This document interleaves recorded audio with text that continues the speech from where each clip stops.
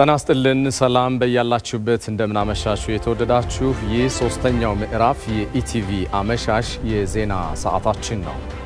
አሁን የምንገኝበት የመጨረሻው ምዕራፍን ማለት ነው። ሮዛ መኮንንና ሰለሞን ኃይለ ኢየሱስ እየመራን አብረናችሁ እንቆያለን። የምናስቀድመው ግን አበይት ጉዳዮችን ይሆናል። በደቡብ ኦሞ ዞን የሚከናወነው የአረንጓዴ አሻራ መርሃ ግብር የድርቅ ስጋትን ለመከላከል ያለመ ስለመሆኑ የኢፌዴሪ ጠቅላይ ሚኒስትር አብይ አህመድ ተናገሩ።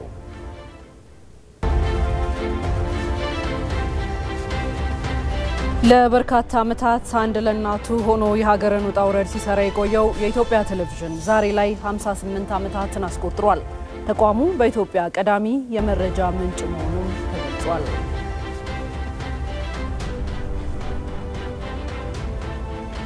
ሁለት ጄኔራሎቿ ከሐሳብ ይልቅ የጠመንጃ ኃይልን በማስቀደማቸው ሱዳን አውዳሚ ጦርነት ውስጥ ከገባች ወራትን ማስቆጠሯ ተገለጸ።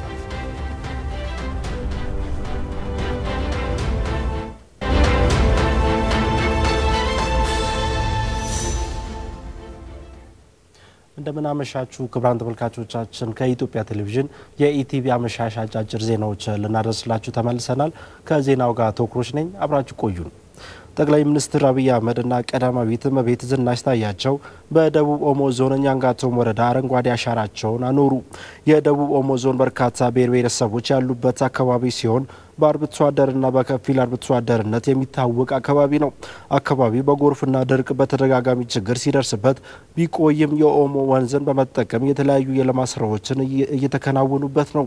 በዞኑ አረንጓዴ አሻራን ተከትሎ የተሰሩ የፍራፍሬ ልማት ተግባር ውጤት እየተገኘባቸው መሆኑን ተጠቁሟል። ዘገባው የሪፖርተራችን ሮዛ መኮንን ነው። በአፍሪካ የብሮድካስት መገናኛ ብዙሃን ታሪክ ግንባር ቀደም የሆነው የኢትዮጵያ ብሮድካስቲንግ ኮርፖሬሽን ከታላቅ የሽግግር ምዕራፍ ላይ ደርሷል። ያለንበት ዘመንና እድሜውንም የሚመጥን ዘመናዊ የሚዲያ ኮምፕሌክስ ገንብቷል። በነገው ዕለት በይፋ ይመረቃል።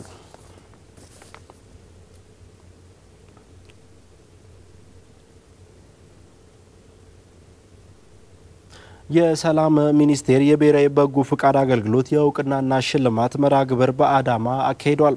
መድረኩ ወጣቶች ማህበራዊ ትስስርን በማስፈን ሀገራዊ ግንባታና ዘላቂ ሰላም ለማሳካት ያለመ ነው።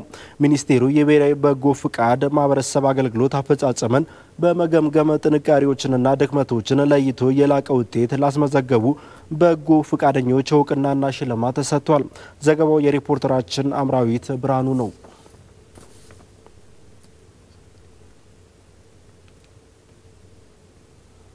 በመጨረሻ የውጭ በሩሲያ መዲናዋ ሞስኮ ዓለም አቀፍ በረሮች መስተጓጎላቸው ተገለጸ።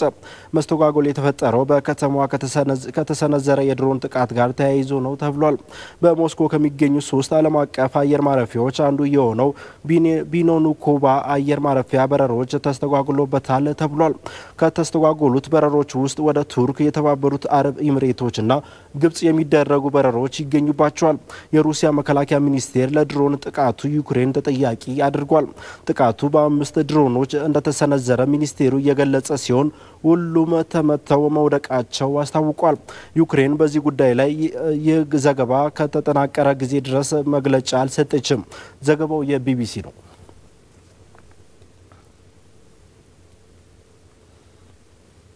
ክቡራን ተመልካቾቻችን የሰዓቱ ዜናዎቻችን ይህን ይመስሉ ነበር። ስለተከታተላችሁን እናመሰግናለን። አሁንም ከኢቲቪ አመሻሽ መልካም ቆይታ እንዲሆንላችሁ ተመኘው። መልካም ጊዜ።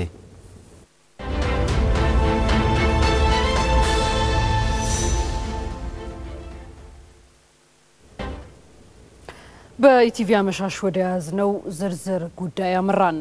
በደቡብ ኦሞ ዞን የሚከናወነው የአረንጓዴ አሻራ መርሃ ግብር የድርቅ ስጋትን ለመከላከል ያለመ መሆኑን ጠቅላይ ሚኒስትር አብይ አህመድ ተናገሩ።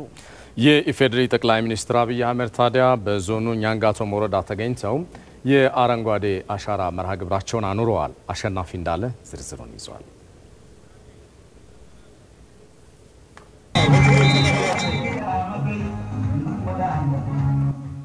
በደቡብ ኦሞ ዞን ከሚገኙ 16 ብሔረሰቦች አንዱ በሆነው ኛንጋቶም ወረዳ የአረንጓዴ አሻራቸውን ለማሳረፍ የተገኙት ጠቅላይ ሚኒስትር አብይ አህመድ በስፍራው ሲደርሱ ደማቅ አቀባበል ተደርጎላቸዋል።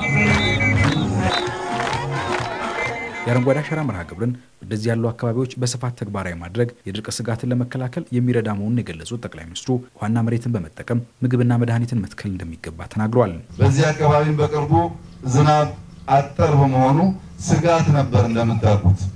አሁን የተገኘውን እድል ተጠቅመን ይህን የመሰለ የኦሞ ወንዝ እንዳያመልጠን ዝናቡም እንዳያመልጠን በኢሪጌሽን ፓፓያውን፣ ማንጎውን፣ ወተርሚላኑን በመትከል እንደዚህ በፍሩት የተሞላና ብዙዎች ለንግድ ለኑሮ ቱሪስቶችን ሲመጡ ምግብ የማያሳስባቸው አካባቢ እንዲሆን እጅግ ጊዜን መጠቀም ያስፈልጋል። እዚህ አካባቢ ማዳበሪያም ባይኖር ውሃና መሬትን ብቻ አገናኝተን በርከት ያለ ምግብን መትከል፣ መድኃኒትን መትከል፣ የባዮዳይቨርሲቲ መጠበቅ የሚያስችሉ ሀገር በቀል ዛፎችን በመትከል የከባቢያችን አየር ጸባይ መቀየር ይቻላል። ደቡብ ኦሞ በድርቅ እንዳይጎዳ ለማድረግ የአረንጓዴ አሻራን በስፋት ተግባራዊ ማድረግ ያስፈልጋልን ብለዋል።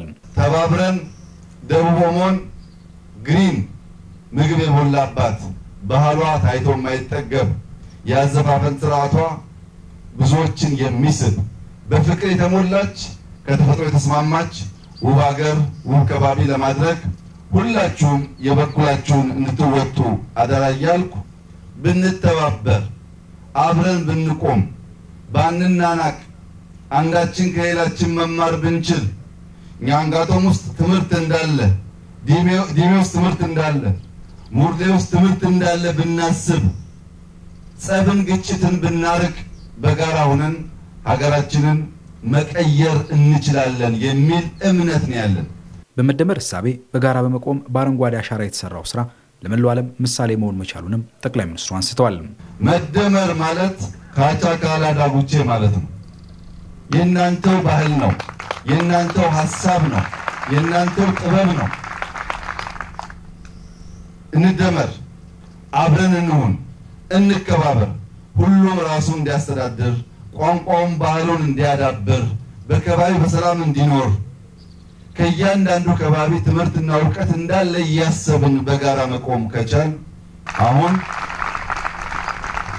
በአረንጓዴ አሻራ የጀመርነውን ንቅናቄና ስራ መላው ዓለም በእኛ ቀጣይነት ባለው ተጨባጭ ስራ አላየሁም ብሎ ማለፍ እንዳይችሉ አድርጓቸዋል።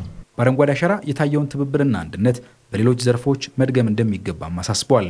በአረንጓዴ አሻራ ያሳየነው ህብረት፣ አንድነት፣ ትብብር፣ ትጋት በነፃ መስጠት በስንዴ፣ በሩዝ፣ በበቆሎ፣ በጤፍ፣ በፓፓያ፣ በሙዝ በሁሉም መስክ ብንደግም ለብዙዎች የምንተርፍ ባለጸጎች እንሆናለን። የአረንጓዴ አሻራ መርሃ ግብርን በሁሉም አካባቢዎች በተገቢው መንገድ በመተግበር የታለመለትን ግብ እንዲመታ ማስቻል እንደሚገባ በመድረኩ ተገልጿል።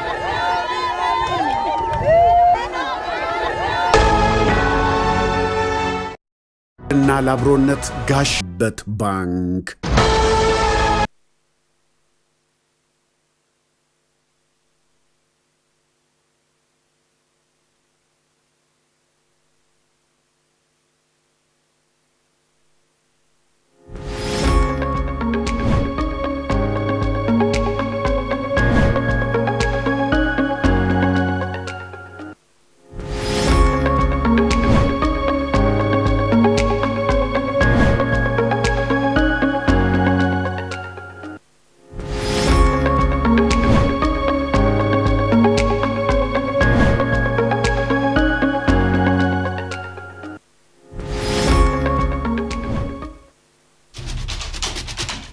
የኢቢሲ ኮምፓውንድ እየተሰራበት ያለው ወደ 10 ገደማ ስቱዲዮ አሉት። እየተሰራ ያለበት ሳይዝ፣ ጥራት እና የቴክኖሎጂ ብቃት በዓለም ላይ ካሉ ትላልቅ ሚዲያዎች ተርታ ያስመድበዋል። የናሬሽን ፓወር ጅማሮ ደግሞ የኢቢሲን ብንወስድ ከ4-5 ዓመት በኋላ ኢቢሲ የአፍሪካን ወሬ የሚያወራ ነው የሚሆነው። ይሄንን ስራ የሰሩ ብርቱ እጆች ሰው ፈጥረው የኢትዮጵያን ብቻ ሳይሆን በአፍሪካ ሁነኛ ናሬሽን መፍጠሪያ ቱል ይሆናል።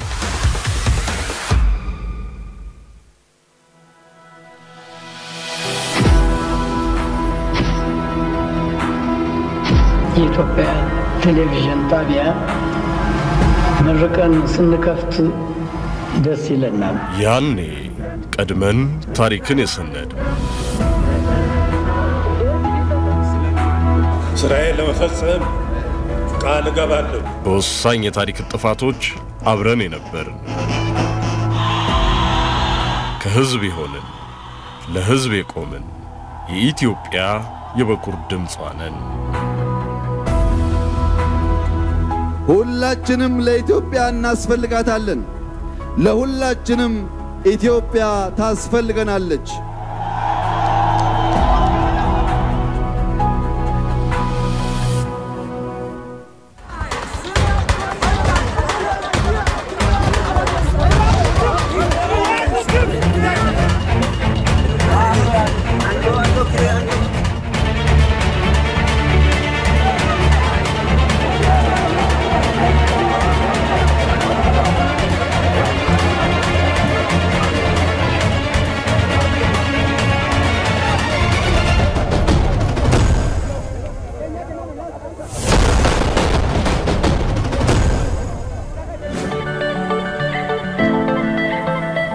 እኛ ኢትዮጵያውያን በመታረቅ ሰላምን፣ በመዋደድ ፍቅርን፣ በአንድነት እድገትን፣ በነበረ ጠንካራ ሴታችን ሰላማችንን እናጸናለን።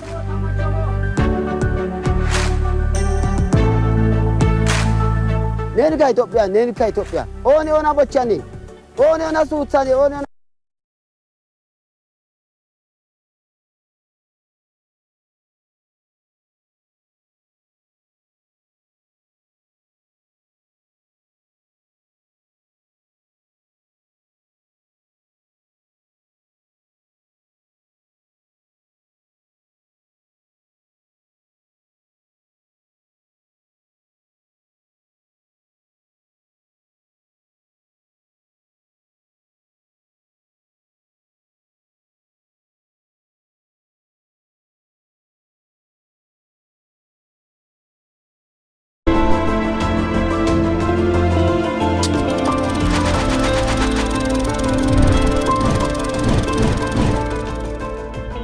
Sound, are ready?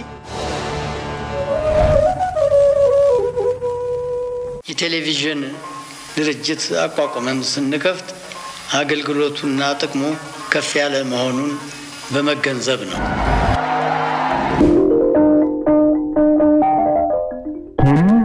ራዲዮ ኢትዮጵያቲ እዚህ ሬዲዮ ኢትዮጵያ ብሔራዊ አገልግሎት እዩ። በየዘመኑ 8 ዓመታትን አስቆጥሯል። ኢቲቪ ከምስረታው ጀምሮ አሁን እስካለበት ደረጃ ድረስ በርካታ ሀገራዊ ቀጠናዊና ሀገራዊ ጉዳዮችን ሲያስተላልፍም ቆይቷል። በዘመን ሂደቱም የኢትዮጵያ ቴሌቪዥን ለውጦችን ለማስተናገድ ሲባል አሰራሩን ለማዘመን የተለያዩ ጥረቶችንም እያደረገ ቆይቷል። ነገር ግን በየዘመኑ የነበሩ የፖለቲካ ጫናዎች ተቋሙ ህዝብ በሚጠብቀው ልክ ህዝባዊ እንዳይሆን አድርጎት ቆይቷል። በ58 ዓመቱ የኢትዮጵያ ቴሌቪዥን ያሳለፋቸው ውጣ ወረዶች በየመንግስታቱ የገጠሙት ፈተናዎችስ ምን ይመስላሉ የሚለውን ደግሞ ባልደረባችን ተመስገን ሽፈራው እንዲህ ያስቃኘናል። በማስታወቂያ ሚኒስቴር ጥያቄ አቅራቢነት ለንጉሠ ነገሥቱ የንግስና በዓል መታሰቢያ ጥቅምት 23 1957 ስርጭት የጀመረው የኢትዮጵያ ቴሌቪዥን 58 ዓመታትን አስቆጥሯል። ድርጅቱ ከምስረታው አሁን እስከሚገኝበት ደረጃ ድረስ በምን አይነት መንገድ ተጓዘ? ተቋሙ በታሪክ ሂደት የሰራቸው የገጠሙት የተወጣቸውና የደከመባቸውን ሂደቶች አንስተን እናያለን። አብራችሁን ቆዩ።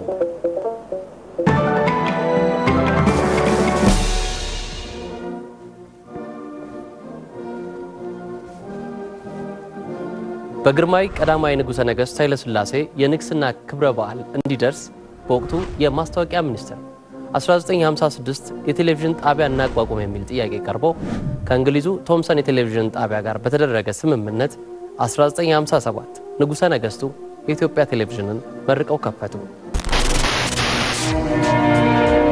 በመገናኛ ዘዴ በኩል ኤሌክትሮኒክ ሊያስገኝ የቻለውን የቴሌቪዥን ድርጅት አቋቁመን ስንከፍት አገልግሎቱና ጥቅሙ ከፍ ያለ መሆኑን በመገንዘብ ነው።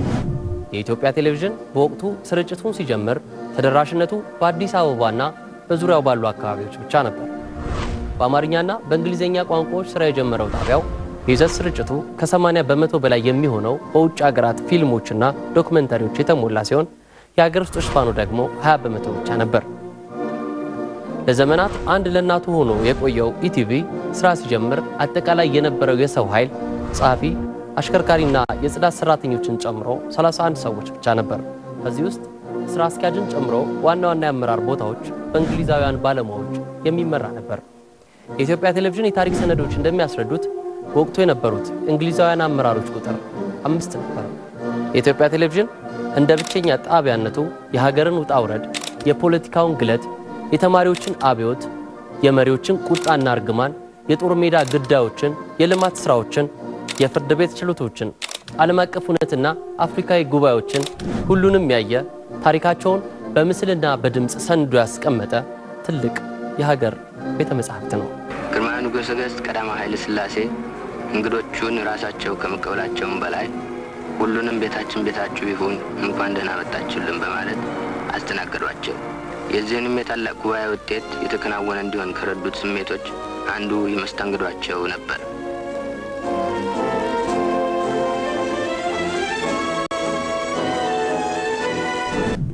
ንጉሠ ነገሥቱ ከስልጣን ተወግደው ደርግ በትረ ስልጣኑን ሲረከብ የኢትዮጵያ ቴሌቪዥን ከፖለቲካ ስርዓቱ ጋር ተለውጧል። ከ20 በመቶ የማይበልጡ የነበሩ የሀገር ውስጥ ሽፋኖቹን በእጥፍ አሳድጓል። በዜና ብቻ ተወስኖ የነበረው ፕሮግራሞቹን በማስተካከል ከ33 በላይ ፕሮግራሞችን ተክሎ ተደራሽነቱን አስፍቶ መስራቱን ቀጠለ። በወቅቱ ተወዳጅ ከነበሩ ምናልባትም በአባቶቻችን እድሜ ያላችሁ ተከታታዮቻችን እንደምታስታውሷቸው እንደሆን ዓለም እንዴት ሰነበተች፣ ጋዜጦቻችን፣ ከየአቅጣጫው እንነጋገርበት፣ ህብረት ሪትና መሰል ፕሮግራሞች በደርግ ዘመነ መንግስት የተጀመሩ የፕሮግራም ይዘቶች ናቸው። የአዲስ አበባ ከተማን ማስዋብ ዓላማ አድርጎ የተነሳው ጤና ይስጥልኝ እንደምሰምታችኋል ተመልካቾቻችን። ይህ ባሳለፍነው ሳምንት ውስጥ በሀገራችንና ደህና ሁኑ ልጆች፣ የዛሬ አበባዎች፣ የነገ ፍሬዎች። ከደርግ ጋር ለ17 ዓመታት በዘለቀው የኢትዮጵያ ቴሌቪዥንና የደርግ ቆይታ የመሬት ላራሹን ትግል፣ የቀይ ሽብርን ጭፍጨፋ፣ የፕሬዝዳንቱን የጓድ መንግስቱ ኃይለማርያምን ዛቻ፣ የሰራዊቱን ወታደራዊ ትርኢት፣ የኢትዮ ሶማሊያን ጦርነት ሁሉንም በካሜራው አስቀርቶ የተወሰኑትን በወቅቱ በነበረው ስርዓት አስፈሪነት ወደ ውስጥ አፍኖ ለህዝብ እንዲተላለፍ የተፈቀደላቸውን ሲያስተላልፍ ቆየ።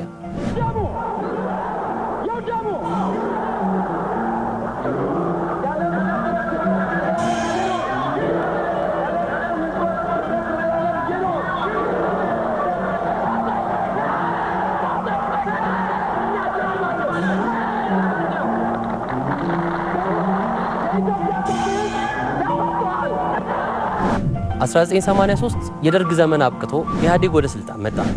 ኢቲቪም ጊዜው እንደሚያስገድደው ተቀየረ። ሶሻሊዝም ለአብዮታዊ ዲሞክራሲ ቦታውን አስረከበ። ኢቲቪም ፊቱን ወደ ልማታዊ ጋዜጠኝነት አዞረ። በዘመነ ኢህአዴግ የነበሩ የሽግግር ሂደቶች፣ የኢትዮ ኤርትራ ጦርነት፣ የህገ መንግስት ማጽደቅ ሂደትና ምርጫ 97፣ የህዝብ ተቃውሞና ረብሻዎች የተቀረጹት ሁሉ አየር ላይ አልዋሉም እንጂ ከኢትዮጵያ ቴሌቪዥን ካሜራዎች ያመለጡ አልነበሩ።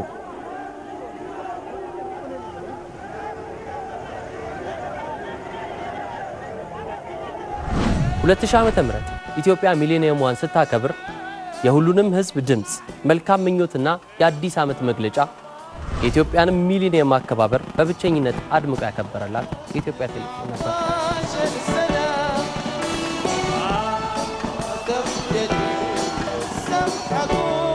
በመንግስት ቁጣ ሳይሰሩ ቀርተው ኢቲቪ ከህዝብ ጋር የተኮራረፈባቸው በየቦታው የነበሩ አመጽና ተቃውሞዎች፣ የፖለቲካ ትግልና የዲሞክራሲ ጥያቄዎች አዲስ መንግስት እስከተመሰረተበት መጋቢት 2010 ድረስ ኢቲቪ በብዙ ውጣ ውረዶች ውስጥ አልፏል። ተቋሙ በእነዚህ ውጣ ውረዶች ከቴሌቪዥን ጣቢያነት ወደ ኮርፖሬሽንነት አድጓል። ስሙንም ወደ ኢቢሲ ለውጧል። የቻናሎቹን ቁጥር ወደ 3 አሳድጓል።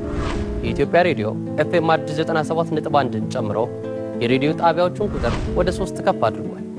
አዲሱ መንግስት መምጣቱን ተከትሎ አሰራሩን፣ ፕሮግራሞቹንና አቀራረቡን በአስደናቂ ሁኔታ ቀይሮ የነበረው ኢቲቪ በአድማጭ ተመልካቾቹ ዘንድ ህይወታችንን እንደ ኢቲቪ ቀይረው እስከሚባልለት ድረስ ለህዝብ ቀርቦ የህዝብን ችግሮች በድፍረት የሰራበት ጊዜ ነበር። ከ2010 በኋላ ኢቲቪ የይዘትና የማሻሻያ ለውጥ ካደረገ በኋላ የጀመረውን ለውጥ ማስቀጠል እየከበደው ከያዘው መስመር እየተንሸራተተ መጣ። ለዚህ ተቋሙ በርካታ ምክንያቶችን ቢያስቀምጥም የግለሰብ ባለስልጣናት ፍላጎትና ጫና ተቋሙ ላይ ትልቅ ፈተና እንደሆነበት መናገር ይቻላል። በዚህ ሳቢያም በእምነት ተቋማት ውስጥ የነበሩ ትልልቅ ችግሮችን፣ በየአካባቢው የነበሩ ግጭቶችንና መፈናቀሎችን የጫናዎች ውጤት ቢሆኑም ጣቢያው ከህዝብ ጋር ድጋሚ ያቃቃሩ ጉዳዮች ነበሩ። በዚህ ሂደት ውስጥም ቢሆን ግን ኢቲቪ ባለፉት 5 ዓመታት የሰሜኑን ጦርነት፣ የኮሮና ቫይረስን ወረርሽኝ፣ ምርጫ 2013ን፣ የክልልነት ህዝበ ውሳኔዎችን፣ የህዳሴው ግድብ የውሃ ሙሌትና የኃይል ማመንጨት ብስራት በዘመናዊ ቴክኖሎጂዎች በቀጥታ ስርጭት ሳይቀር ከስፍራው በአግባቡ ለአድማጭ ተመልካቾቹ አድርሷል። በሚጠበቅበት ልክ ባይሆንም የመልካም አስተዳደር የአገልግሎት አሰጣጥ ቅሬታዎችንም ሰርቷል። ጥንታዊ ኢትዮጵያ ቴሌቪዥን በታሪክ ሂደት ያለፈባቸውን ተሞክሮዎች ቀምሮ የ58 ዓመታት ልምዱን ጨምቆ በደከመባቸው ጉዳዮች ላይ ሊበረታ፣ የሚተችባቸውን ጉዳዮች ሊያስተካክል አዲስ የይዘት የአቀራረብና የሥራ ቦታ ለውጥ አድርጎ በተሻለ መንገድና በተሻለ ጥራት ወደ እናንተ ወደ ተመልካቾቹ ሊደርስ ዝግጅቱን አጠናቋል። የኢትዮጵያ ብሮድካስቲንግ ኮርፖሬሽን አሁን ላይ በሬዲዮ ዘርፍ 3 ጣቢያዎችን፣ በቴሌቪዥን ደግሞ ኢቲቪ መዝናኛ፣ ኢቲቪ ቋንቋዎች ቻናል፣ ኢቲቪ የዜና ቻናሎቹን ጨምሮ በቅርቡ ወደ ስራ ሊገቡ ዝግጅታቸውን ያጠናቀቁትን ኢቲቪ የልጆች ዓለም ቻናልና ኢቲቪ አፋን ኦሮሞ ቻናሎችን ሲጨመሩበት በአጠቃላይ 5 የቴሌቪዥን ጣቢያዎችን ህዝባዊ ስራ ሊሰራባቸው መሰናዶውን አጠናቋል። 58 ዓመታት የሞላው ከጎልማሳነት የተሻገረው ኢቲቪ አዳዲስ አሰራሮችን፣ ዘመናዊ ቴክኖሎጂዎችን፣ በቂ የባለሙያና የሥራ መሳሪያዎችን አሟልቶ ህዝባዊ ለመሆን ቆርጦ እየመጣ ነው። ተመልሰናል። የተወደዳችሁ እዚሁ ጉዳይ ላይ እንቆያለን። በዚሁ ጉዳይ ላይ ተጨማሪ ምላሽና ማብራሪያ እንዲሰጠን የኢትዮጵያ ብሮድካስቲንግ ኮርፖሬሽን ዋና ስራ አስፈጻሚ ፍስሐ ይታገሱ እዚህ ስቱዲዮ ነው። እንኳን አደረሰ። እንደምናመሸ እንኳን አብረው አደረሰን። እናንተም እንኳን አደረሳችሁ። መልካም። እንግዲህ በኢትዮጵያ ብሮድካስቲንግ ኮርፖሬሽን አጠቃላይ ሂደት ላይ ሰፋ ያለ ቆይታ የምናደርግ ይሆናል። አስቀድመን ግን በቀጥታ መስመራችን ላይ ማህሌት ታደለ ተጠብቀናለች። ከሷ ጋር እንቆያለን።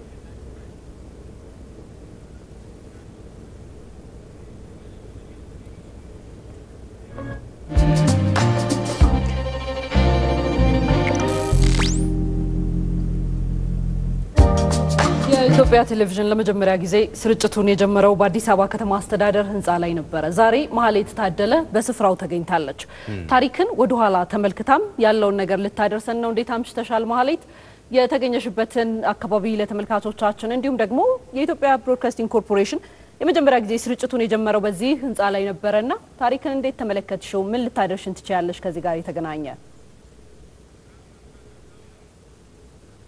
አመሰግናለሁ ሮዛና ሰለሞን። እንግዲህ እናንተ የኢትዮጵያ ቴሌቪዥን ነገ ውስጥ እኔ ደግሞ የኢትዮጵያ ቴሌቪዥን ትናንት ውስጥ ሆነን ነው የተገናኘ ነው። ይህንን ያልኩት ያለ ምክንያት አይደለም። ቀደም ሲል አንቺ ምን ስታነሽ እንደነበረ ኢትዮጵያ ቴሌቪዥን በ1957 የመጀመሪያ ስርጭቱን የጀመረው በዚህ አሁን እኔ በመገኝበት የአሁኑ የአዲስ አበባ ከተማ አስተዳደር ወይም ደግሞ የከንቲባ ቢሮ በሚባለው ቦታ ነበረ። እንግዲህ በወቅቱ የጊዜውን የኢትዮጵያ ንጉሠ ነገሥት የቀዳማዊ ኃይለ ሥላሴን የልደት በዓል ምክንያት በማድረግ ጥቅምት 23 ነበር የኢትዮጵያ ቴሌቪዥን ስርጭቱን እዚህ ቦታ ላይ የጀመረው። ይህ እንግዲህ ከረጅም ዓመታት በፊት ከ58 ዓመታት በፊት እንደሆነ ይታወቃል። በዚያን ጊዜ የኢትዮጵያ ቴሌቪዥን ስርጭቱን እዚህ ቦታ ላይ ሲጀምር በ27 ኢትዮጵያውያንና በ5 እንግሊዛውያን ሰራተኞች ብቻ እንደነበር ታሪክ ይነግረናል። ይህ የሆነው ደግሞ እንግዲህ በወቅቱ ኢትዮጵያ የነበራትን ሁኔታ ማንሳት እንችላለን። ከቴክኖሎጂም ከተማረ የሰው ኃይልም አንጻር ማለት ነው። አሁን ላይ ኢትዮጵያ ቴሌቪዥን ምን ደረጃ ላይ ደርሷል፣ በኢትዮጵያ ብሮድካስቲንግ ኮርፖሬሽን ስር ሆኖ የሚለውን መለስ ብለን እንመለከታለን። እንግዲህ የኢትዮጵያ ቴሌቪዥን በዚህ በአሁን አዲስ አበባ ከተማ አስተዳደር በሆነው ህንፃ ላይ ስራውን ሲጀምር በአንድ ስቱዲዮና በጣም ኋላቀር በሆኑ ባልዘመኑ ቴክኖሎጂዎች እንደነበር ይታወቃል። ወደ አየር የሚወጣው ደግሞ በየቀኑ ለ40 ደቂቃ ነበር የአየር ሰዓት የነበረው። ከነዛ 40 ደቂቃዎች ደግሞ አብዛኛውን ሰዓት የሚወስደው ከስርጭቱ ማለት ነው የውጭ ሀገር የቴሌቪዥን ስርጭት የነበሩ የውጭ ሀገር ፊልሞችና ፕሮግራሞች ነበሩ። የሀገር ቤት ዜናዎችን ቢሆኑ የሚቀርቡት በእንግሊዝኛና በአማርኛ ቋንቋዎች ብቻ እንደነበረ ታሪክ ያስረዳናል። ያም ብቻ አይደለም። የኢትዮጵያ ቴሌቪዥን ስርጭትም ደግሞ ይደርስ የነበረው እዚቹ አዲስ አበባና አካባቢዋ ላይ ላሉ ዜጎች ብቻ ነበረ። እንግዲህ አሁን የኢትዮጵያ ቴሌቪዥን ምን ያህል ተደራሽ ነው፣ ምን ያህል ደግሞ ስርጭቱ ሰፍቷል ብለን መመልከት እንችላለን። ቀደም ሲል የነበረው የተመስገን ሽፈራው ዘገባ ብዙውን ነገር ነካክቶታል ብዬ ነው እኔ ወደዚያ ማልገባውና አሁን እዚህ ያለንበት ህንጻ ላይ የኢትዮጵያ ቴሌቪዥን ስራውን ሲጀምር በዚህ ሁኔታ ነበር የጀመረው። በ1969 የኢትዮጵያ ቴሌቪዥን ትንሽ ስርጭቱን ሰፋ አደረገና ከአዲስ አበባ ቀጥሎ ወደ አስመራ ተሻገረ። ለመጀመሪያ ጊዜ ቴሌቪዥንን የተመለከቱት ከአዲስ አበባ ነዋሪዎች ቀጥለው በኤርትራ አስመራ የሚገኙ ዜጎች ነበሩ ብለን እናነሳ እንችላለን። ከዚያ በኋላ ነው እንግዲህ የማሰራጫ ጣቢያዎች እየተገነቡ ወደ ጅማ፣ ወደ ባህር ዳር፣ ጎንደር፣ መቀለ፣ መቱና የመሳሰሉት ከተሞች ላይ በማሰራጫ ጣቢያዎችን እያስፋፋ ኢትዮጵያ ቴሌቪዥን ስርጭቱን እያሰፋ የመጣው። በዚህ ሁሉ ጊዜ ውስጥ ታዲያ ኢትዮጵያ ቴሌቪዥን በጥቁርና ነጭ ቀለም ነበር ስርጭቱን ሲያስተላልፍ የነበረው በእነዚህ ሁሉ አመታት። ከዚህ ስቱዲዮ አሁን እኔ ከምገኝበት ቦታ ላይ ሆኖ በ1977 ደግሞ ደርግ የተመሰረተበትን 10ኛ ዓመት ሲያከብር መስከረም 2 ላይ የኢትዮጵያ ቴሌቪዥን ባለቀለም ሆኖ ለህዝብ መድረስ የጀመረበት ጊዜ እንደነበረ ታሪክ ያስረዳናል። በዚያን ጊዜ ደግሞ በወቅቱ በጣም ታሪካዊ የነበሩ ታዋቂ ተደማጭ የነበሩ እንደ ጌታቸው ኃይለ ማርያምና ተክሉ ታቦርን የመሳሰሉ ጋዜጠኞች ደግሞ እጅግ በጣም በህዝብ ዘንድ ተወዳጅ እንደነበሩ እንግዲህ በወቅቱ የነበሩ አንጋፋ ባልደረቦቻችን ቀደም ሲል ነግረው ነበር እና በዚያን ጊዜ ደግሞ ያልዘገቡት ታሪክ አልነበረም። የኢትዮጵያ ቴሌቪዥን እዚህ አሁን እኔ የምገኝበት ቦታ ላይ በነበረበት ጊዜ 3 መንግስታት ተፈራርቀውበታል። ሲመሰረት በአጼ ኃይለ ሥላሴ ዘመን ነበር የተመሰረተው። ከዚያ ደግሞ ደርግ መጣ። ከዚያ ደግሞ ኢህአዴግ መጣ። በእነዚህ 3 ዘመናት የተከሰቱ በኢትዮጵያ ያለፉ ታሪኮች ሁሉ እዚህ ቦታ ላይ ተዘግበው ነበር ብለን ብናነሳ እንግዲህ ማጋነን አይሆንም። የመጀመሪያው የአፍሪካ አንድነት ድርጅት ሲመሰረት ከዚህ ቦታ ነበረ ስርጭቱ ሲተላለፍ የነበረው። በርካታ ታሪካዊ ሁነቶች፣ ፖለቲካዊ አጋጣሚዎች እንዲሁም ኢኮኖሚያዊ፣ ማህበራዊ ጉዳዮችም ሲዘገቡበት የነበረ ቦታ ነው ብለን ልናነሳ እንችላለን። እንግዲህ ይሄ ትናንት ተብሏል ይሄ ቦታ። ለዛ ነው ቀደም ሲል እኔ ትናንት ላይ ሆኜ ነው የተገናኘ ነው ያልኳችሁ። በ1989 ደግሞ አሁን የኢትዮጵያ ብሮድካስቲንግ ኮርፖሬሽን ዋና መስሪያ ቤት የሆነው ብሔራዊ አካባቢ የሚገኘው ዋና መስሪያ ቤት ተዛወረ የኢትዮጵያ ቴሌቪዥን። በእርግጥ የኢትዮጵያ ቴሌቪዥን በእነዚህ ሁሉ ጊዜያት ሙሉ በሙሉ አይዘዋወር እንጂ አቡነ ጴጥሮስም ሆኖ ስቱዲዮስ ኖሮት እዛ አካባቢም ሲሰራ እንደነበር ታሪክ ያስረዳል። ነገር ግን ከዚህ ከመዘጋጃ ቤት ከነበረው 3ኛና 4ኛ ፎቅ ላይ ነበር በነገራችን ላይ ስቱዲዮቹ የነበሩት። ከዚህ አልወጣም ነበረ። ከዚህ ጠቅልሎ የወጣው 1989 ዓመተ ምህረት ነበረ። እንግዲህ አሁን ደግሞ ዋና መስሪያ ቤት ያልነው ብሔራዊ አካባቢ የሚገኘው የኢቢሲ ዋና መስሪያ ቤትም ትናንት ሊባል አንድ ቀን ነው የቀረው። ሸጎሌ ደግሞ እንግዲህ ነገን ተረክቦ የኢትዮጵያ ብሮድካስቲንግ ኮርፖሬሽን ህልምን ተስፋን ያስቀጥላል ተብሎ ይጠበቃል። ነገ በይፋ እንግዲህ አሁን ካለንበት ስቱዲዮአችን ደግሞ እሱን ትናንት ብለን ወደ ነገ ወደ እናንተ እንሸጋገራለን። ሮዛ እናመሰግናለን። ማህሌት ታደለ በቀጥታ መስመራችን ተገኝተሽ መረጃዎችን ስላጋራሽን። የኢትዮጵያ ቴሌቪዥን በ1957 ዓመተ ምህረት መጨረሻ ጀምሮ የነበሩ የሀገሪቱን ፖለቲካዊ፣ ማህበራዊና ኢኮኖሚያዊ ሁነቶችን ሰንዶም አስቀምጧል። ተቋሙ ከሀገር አልፎ ለውጭ የመገናኛ ብዙሃን የሚተርፍ የመረጃ ሀብቱን ያስቀመጠበትን ሁኔታ በተከታዩ ዘገባ እንቃኛለን። ቤተልሔም ጥጋቡ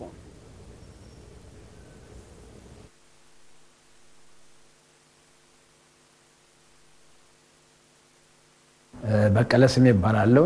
በኢትዮጵያ ቴሌቪዥን ከ1975 ዓ.ም ጀምሮ ላለፉት 39 ዓመታት በድምጽና ምስል ክምችት ክፍል ወይም ደግሞ በቪዲዮ አርካይቭ ክፍል እያገለገልኩ እገኛለሁ።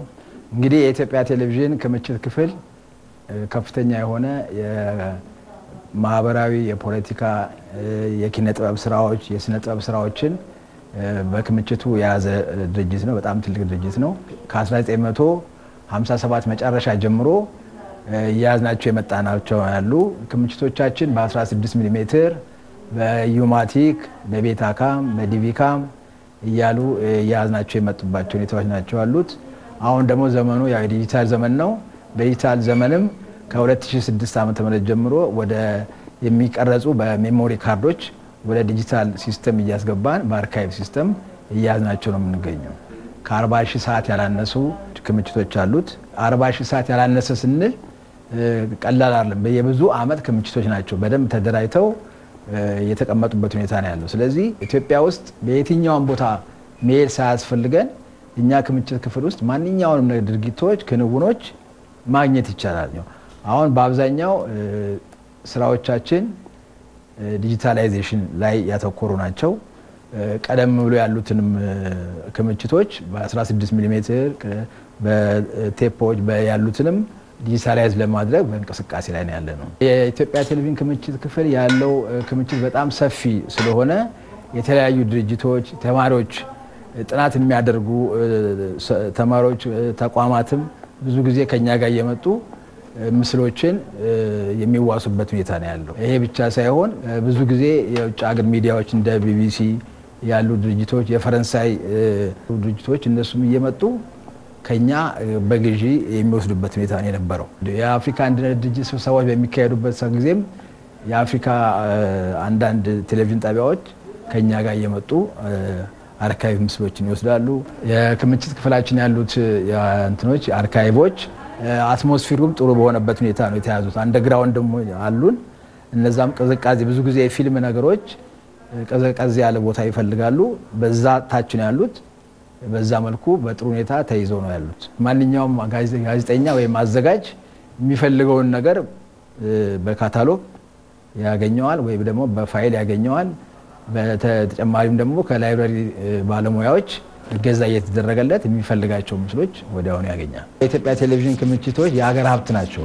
ስለዚህ ሀብትነቱ የሀገር እስከሆነ ድረስ ወደ አዲሱ ህንፃ ስንሄድም በዚሁ መልኩ በጥሩ ሁኔታ ተይዘው ሼልፋቸውን በደረጃ ተዘጋጅቶላቸው ተስማሚ የሆነ ለፊልም ተስማሚ የሆነ ሆነው ዲጂታላይዜሽኑም የተፋጠነ ሆኖ በዛ መልኩ ሌሎችም ለምርምርም ለትምህርትም ሁሉ ነገር እንዲያገለግል እንዲሆን ምኞቴ ነው።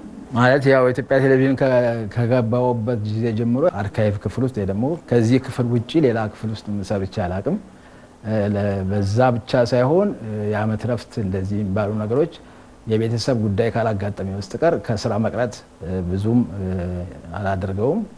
ያው የስራው ፍቅር ያው በየጊዜው እንደዚያ ነገር ሲያጋጥም ስራዎቹን እየተወደደ የሚመጣበት ሁኔታ ነው ያለው።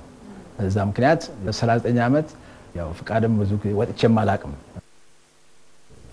እዚህ ጉዳይ ልንቆይ ነው። የተወደዳችሁ የኢትዮጵያ ብሮድካስቲንግ ኮርፖሬሽን ዋና ስራ አስፈጻሚ ፍስሐ ይታገሱ ለምናነሳቸው ጥያቄዎች ምላሽና ማብራሪያ ሊሰጠን ስቱዲዮ ነው።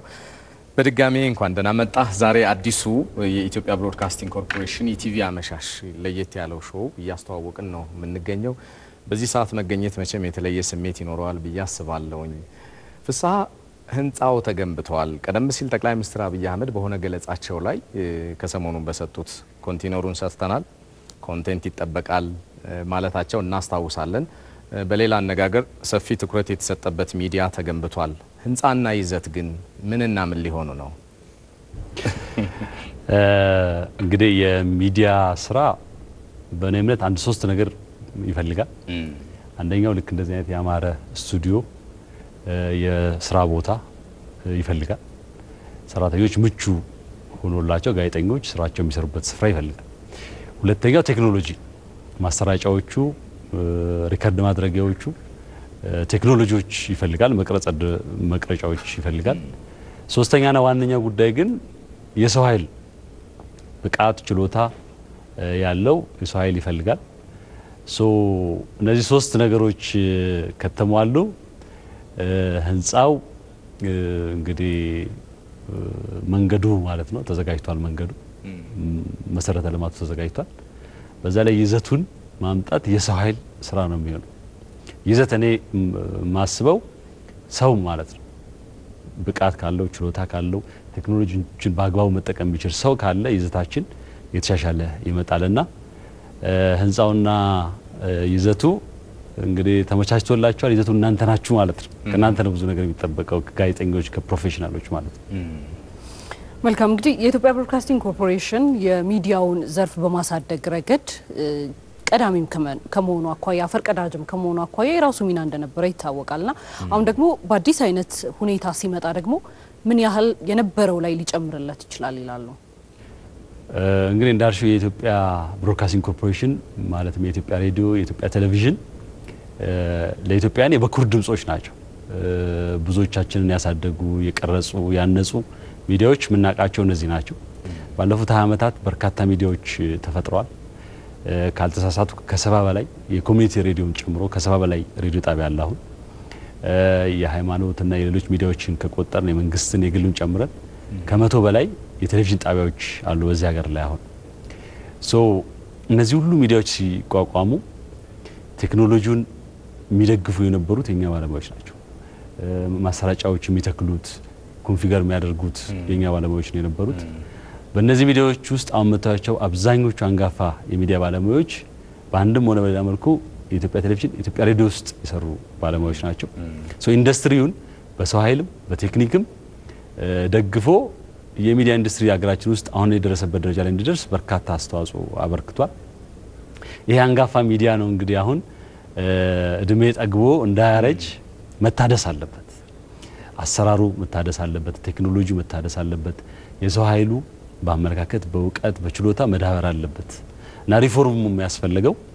ይሄ አሁን ዘመኑ የሚዲያ የውድድር ዘመን ውድድሩ ከመደበኛ ሚዲያዎች ጋር ብቻ ሳይሆን ከሶሻል ሚዲያም ከሳይበር ሚዲያም ጋር ነውና ዘመኑን የሚመጥን ሚዲያ ለማድረግ ተወዳድሮ በይዘት ብልጫ ታማኒ ተጽዕኖ ፈጣሪ ይዘት እንዲኖረው ለማድረግ ነው ይሄ ሪፎርም የሚያስፈልገው ኢቢሲ እንግዲህ የብዝሃነትና የህዳሴ ድምጽ የሚል አንድ መርህ አለው ከጫፍ እስከ ጫፍ የሚገኙ የሀገራችን አካባቢዎች ድምጽና ልሳን ሆኖ ብዙ ነገሮችን ሰርቷል የሚቀረው ነገር ይኖራል ብለን ደግሞ እናስባለን የሐሳብ ብዝሃነትን ከማስተናገድ አንፃርስ እንደምን ያለ ነው የሐሳብ ብዝሃነት መስተናገድ አለበት ብለው ሐሳብ አስተያየት አንዳንድ እንደ ትችት የሚያቀርቡ ሰዎች አሉ የኢትዮጵያ ቴሌቪዥን ተከታታዮችና ሙሉ የሆነ ሐሳብን ከማስተናገድ አኳያ እንዴት በሩን ክፍት ሊያደርግ አስቧል እንግዲህ የሚዲያ ስራ ጋዜጠኞች እናንተ ታውቃላችሁ የተለያዩ ድምጾች የሚሰሙበት መሆን አለበት የትኛውም ሚዲያ ኢትዮጵያ ቴሌቪዥን ኢትዮጵያ ሬዲዮ ብቻ ሳይሆን የትኛውም የግል ሚዲያ ሐሳቦችን በአደባባይ አውጥቶ የተለያዩ ድምጾች የሚሰሙበት ሚዲያ መሆን አለበት ለኢትዮጵያ ቴሌቪዥን ወይ ለኢትዮጵያ ሬዲዮ ብቻ የተሰጠ እንትን አይደለም ይሄ መርሁም ነው የጋዜጠኝነት መርሁ ነው አንዱ የብዝሃነት በኢቢሲ ውስጥ ስናወራ አንደኛ የይዘት ብዝሃነት ነው የተለያዩ ክልሎች የተለያዩ ብሔሮች የተለያዩ አመለካከት አስተሳሰብ ያለበት ሀገር ነው ኢትዮጵያ ይሄንን የሚያንጸባርቅ መሆን አለበት ሚዲያው ስለዚህ የይዘት ብዝሃነት ያስፈልገናል የተቋሙ ስብጥርም የሰው ኃይሉም ያንን ኢትዮጵያን የሚመስል መሆን አለበት የፖለቲካ ፓርቲዎች የተፎካካሪዎች የገዢ ፓርቲ መደመጥ አለበት የተለያዩ የሚፎካከሩ ድምጾች ማንጸባረቅ አለብን ለዛ በርካታ ስራዎች እየሰራን ነው አይ ቲንክ ካሁን በኋላ ጥሩ ውጤት እናመጣለን ብዬ ገምታለሁ አንድ ጥያቄ ላክላቶ ፍሳ በተለይ እንደ ሀገር በምስራቅ አፍሪካ ያለን ቦታ ይታወቃል በዲፕሎማሲው በኢኮኖሚው ስለዚህ ይሄ ደግሞ በሚዲያው ጭምር ሊገለጽ ይገባል የሚሉ ሐሳቦች ይስተናገዳሉ ከዚህ አኳያ እንግዲህ የኢትዮጵያ ብሮድካስቲንግ ኮርፖሬሽን በውጭ ሀገራት በተለይ ደግሞ ጎረቤት ሀገራትን ያማከለ ዘገባዎችን ለመስጠት የሚያስችለው ቅርንጫፍ በመክፈት ረገድ የታሰበ ነገር አለ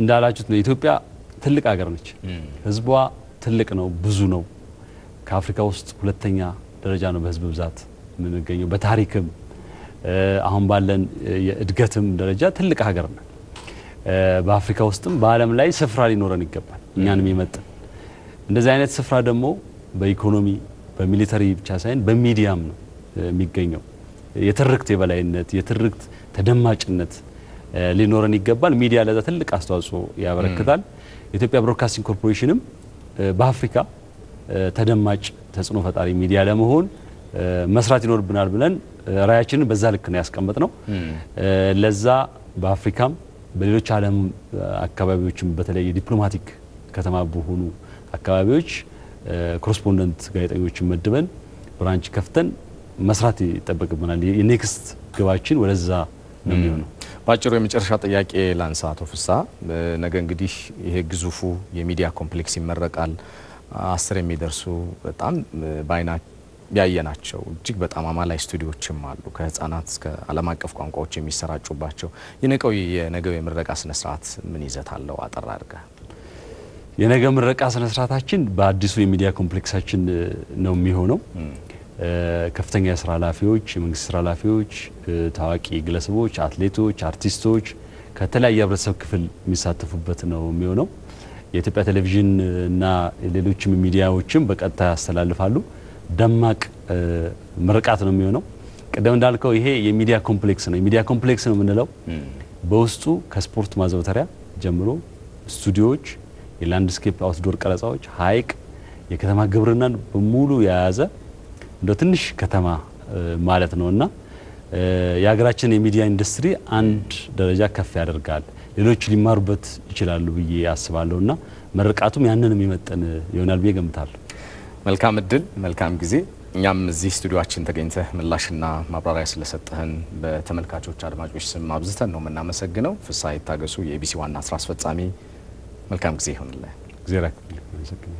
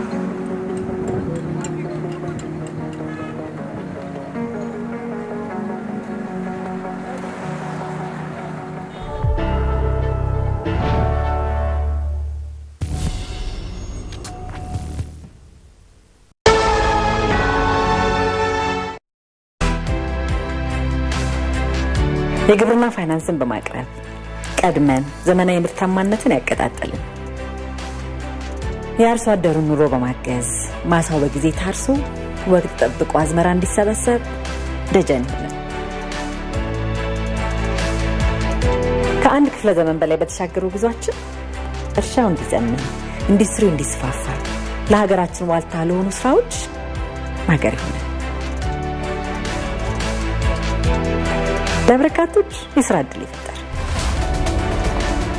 ከታታሪዎችና ከጠንካራዎች ከሆነን 115 ዓመታትን ይዘልቅ አሁንም ባብሮነት ወደፊት የኢትዮጵያ ልማት ባንክ የልማት አጋሩ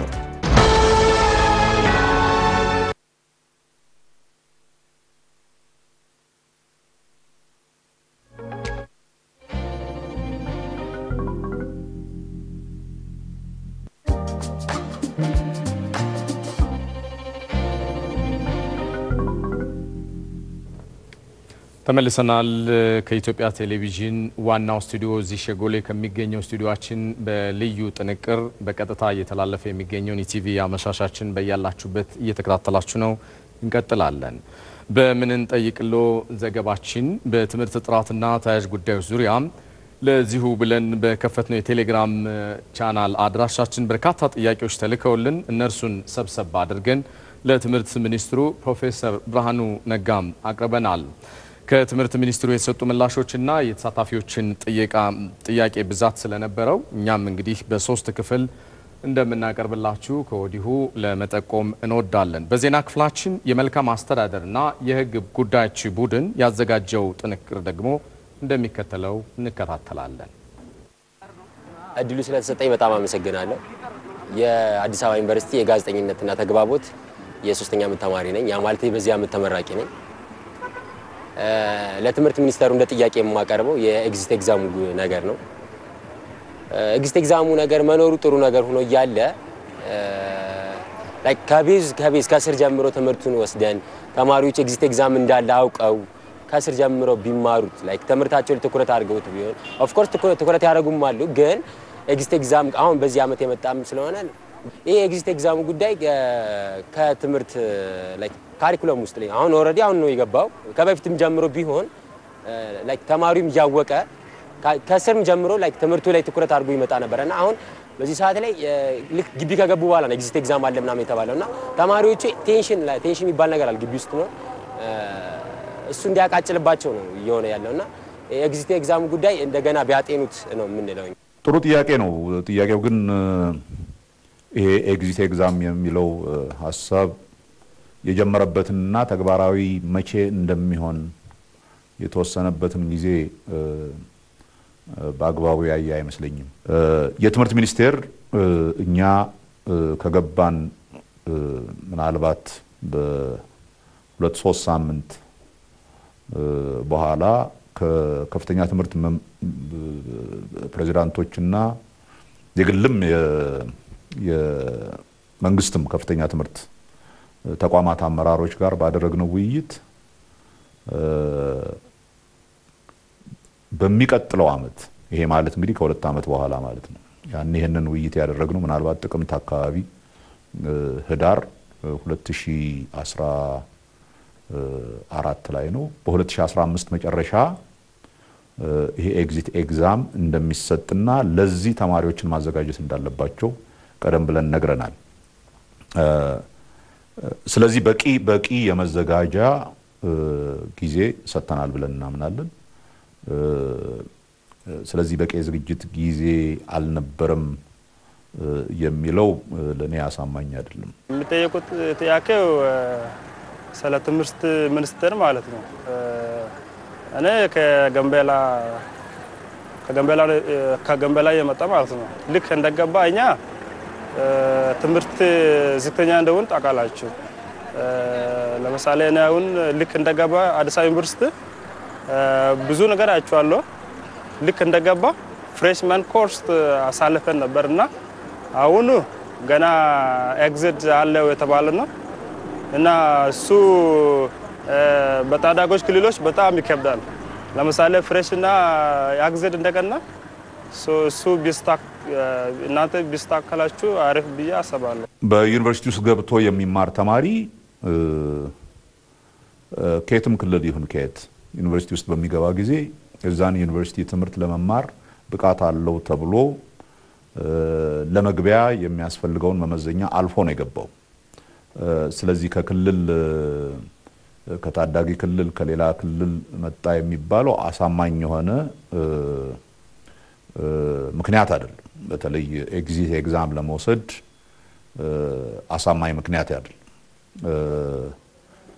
እንደተባለው ተማሪዎች ዩኒቨርሲቲ ውስጥ ለመማር ብቁ ናቸው ተብለው ሲገቡ በመጀመሪያ ወደዛ ዩኒቨርሲቲ ለመግባት የሚያስፈልገውን መስፈርት አሟልተዋል ወይ በትክክል ብሎ መመዘን አለበት። ከዛም በኋላ ግን የተቀበሏቸው ዩኒቨርሲቲዎች እነኚህን ተማሪዎች ለማብቃት ነው ያስገቧቸው።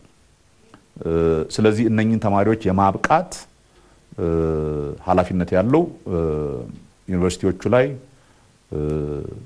የተማሪዎቹንም ጥረት በተመለከተ የተማሪዎችም በዩኒቨርሲቲው ውስጥ አልፈው ጨርሰው መሄድ የሚችሉት በጥረታቸው በታታሪነታቸው በማጥናት በማንበብ እንደሆነ እንዲያውቁም ማስተማር የዩኒቨርሲቲዎቹም ግዴታ ነው። ተማሪዎቹም ይሄንን አስበው ነው ዩኒቨርሲቲ ውስጥ የሚመጡት። ዩኒቨርሲቲ ሲመጡ ቀልደው ለማለፍ አይደለም የሚመጡት። እኔ ለትምህርት ሚኒስቴር የማስተላልፈው ኦር ደግሞ የምጠይቀው ጥያቄ ነው። አሁን ዩኒቨርሲቲ አሁን እኔ ፍሬሽማን ተማሪ ነኝ። እና ዩኒቨርሲቲ በምንገባበት ወይም ደግሞ ፊልዳችንን በምንመርጥበት ሰዓት ሞር ከውጤቱ በዘለለ ወይም ደግሞ በውጤት እንደሚመዘን ኦር ደግሞ በውጤት መምረጥ እንደምንችል እናውቃለን። ግን ሞር ደግሞ በዛ ላይ ኢንተረስታችን ቢታይ ወጣቶች የወደፊት ህይወታቸውን ለመምራት በሚያስቡበት ፊልድ ኦር ከዛ ጋር የተያያዘ ፊልድ ማጥናት እንዳለባቸው እኔም አምናለሁ። የተለያዩ የትምህርት ክፍሎች የተለያየ የመቀበያ መስፈርት አላቸው። ሁሉም የትምህርት ክፍል የሚጠይቀው የብቃት ልክ አንድ አይነት አይደለም። ስለዚህ እነኛ የትምህርት ክፍሎች የሚቀበሉትን የተማሪ ቁጥር ሲወስኑ አንዱ የሚጠቀሙበት እና በዋናነት መለየት የሚችሉት ያንን ትምህርት ለመማር የሚያስችል ብቃት አላቸው የላቸውም ብለው ነው። ከዛ ባሻገር የትኛው የበለጠ ኢንትረስት አለው በዛ ትምህርት ላይ የሚለውን ለማወቅ በጣም አስቸጋሪ ነው። ግን በዩኒቨርሲቲዎች ውስጥ መኖር ያለበት እያደር ማሳደግ ያለብን ፍላጎትና የትምህርት ክፍልን ለማጣመር የሚቻልበትን መንገድ አማራጮችን በማብዛት ለማስተካከል መሞከር አለብን። በአንድ ጊዜ በወሰዱት ፈተና ወይም ባወጡት ውጤት ብቻ የግድ የሆነ ካታጎሪ ውስጥ ገብተው ያንን ብቻ ነው መማር አለባቸው የሚል ተለማጭ ያልሆነ አሰራር መኖር አለበት ብዬ አላምንም። እኔ እንደ አንድ ተማሪ ትምህርት ሚኒስትሩን መጠየቅ የሚፈልገው ወደ ጫፍ ድንበር አካባቢ በተለይም አርብቶ አደሩ ለምሳሌ እንደ ቦረናና ሶማሌ እንዲሁም አፋር ያለው አካባቢዎች ከትምህርት ጋር በተያያዘ ብዙ ችግር አለባቸው። በቂ መማሪያ መጽሐፍት የሉም። ብቃት ያላቸው መምህራንም እንዲሁ። ትምህርት ሚኒስትር ከመሰል አካባቢዎች ወደ ከፍተኛ ትምህርት ተቋማት ለሚገቡ ተማሪዎችም ሆነ አካባቢዎቹ የሚሰጠውን ትኩረት እንዴት ያያዋል? ይሄ ትክክለኛ ኮንሰርን ነው።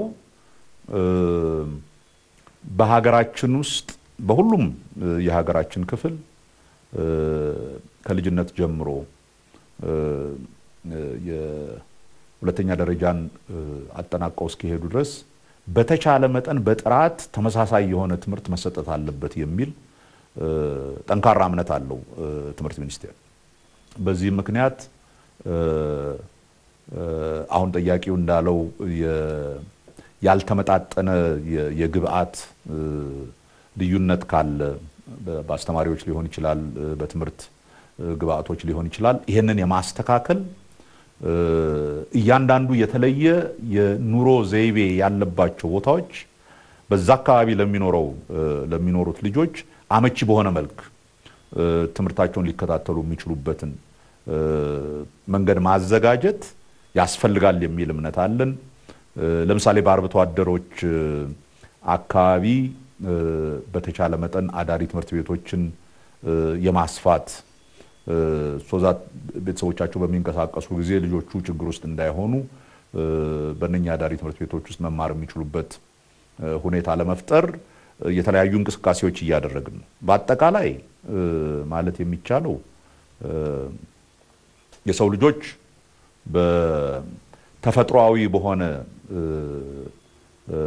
ችሎታቸው ይለያያሉ የሚል እምነት የለኝ። ከኑሮ ሁኔታ ጋር በተያያዘ ያሉ ችግሮች ካሉ ያንን ደግሞ እንደ ማህበረሰብ አድሬስ ማድረግና ሁሉም የሀገራችን ልጆች ተመጣጣኝ የሆነ እድል ኖሯቸው በትምህርት ስርዓት ውስጥ ገብተው ክህሎታቸውን አዳብረው ጠንካራ ማህበረሰቡን የሚጠቅሙ ዜጎች እንዲሆኑ ማድረግ ኃላፊነታችን ነው ብዬ አምናለሁ። እያንዳንዱ በእኛ ድክመት ምክንያት እንደ ማህበረሰብ እንደ ተቋም በእኛ ድክመት ምክንያት የተመጣጠነ ትምህርት መስጠት ባለመቻላችን ጥሩ ትምህርት ያላገኙ ጠንካራ በተፈጥሮ ጠንካራ የሆኑ ልጆች ባጣን ቁጥር የምንጎዳው ሁላችንም ነን እንደ ማህበረሰብ።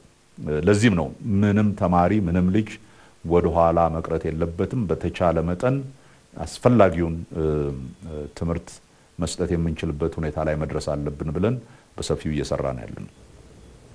ተመልሰናል። ኢቲቪ አመሻሻችን በልዩ አቀራረብ እየተከታተላችሁ ትገኛላችሁ። ወደ ዓለም አቀፍ ዘገባዎቻችን ልናመራ ነው። የሩሲያው ፕሬዝዳንት ቭላዲሚር ፑቲን በምዕራባውያን ሩሲያ ላይ የሚጣለው ማዕቀብ ያጠነክረናል ሲሉ ገልጸዋል። ፕሬዝዳንቱ ይህንን ያሉት የ2023 ዓመታዊ የሻንጋይ የትብብር ፎረም በህንድ እየተካሄደ ባለበት በዚህ ወቅት